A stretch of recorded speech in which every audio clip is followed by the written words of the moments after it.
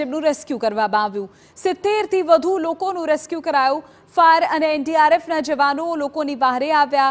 ફાયરની 10 team અને એનડીઆરએફની એક ટીમ દ્વારા લોકોનું રેસ્ક્યુ કરવામાં આવ્યું હતું। 70 થી વધુ લોકો કે જેઓને સલામત સ્થળે ખસેડવામાં આવ્યા અને તેના માટે ફાયર અને એનડીઆરએફના જવાનો દેવદૂત બનીને આવ્યા।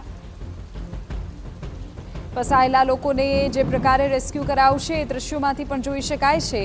ફાયરની 10 ટીમ અત્યારે ત્યાં કાર્યરત છે। એનડીઆરએફની એક ટીમ પણ ત્યાં સતત અત્યારે સંપૂર્ણ પરિસ્થિતિ ઉપર નજર રાખી રહી છે અને જરૂર પડે ત્યાં લોકોની મદદે પહોંચી રહી છે।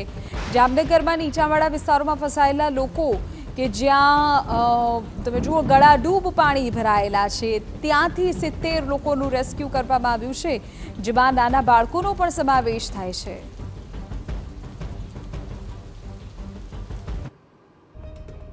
વરસાદની અત્યારે સ્થિતિમાં આપને કંઈ પણ જરૂર પડે તો કંટ્રોલ રૂમમાં અમારે ફોન કરી શકો છો, મદદ લઈ શકો છો, પણ હાલમાં એ પૂરેપૂરી સુરક્ષિત જાળવે જ આવતીકાલ સુધી પણ અને વરસાદની આગાહી હોય તો એ ધ્યાન રાખે। અત્યારે હાલમાં પરિસ્થિતિ સારી છે। કોર્પોરેશન વિસ્તારમાં થોડું પાણી ભરાયા છે, ત્યાં શિફ્ટિંગ પણ કમિશનરશીપ જેએમસી દ્વારા કરવામાં આવેલા છે અને અમે આર્મીની પણ અત્યારે એ મદદ અમે એસડીઆરએફ અને આર્મીની બેની મદદ લઈ રહ્યા છીએ।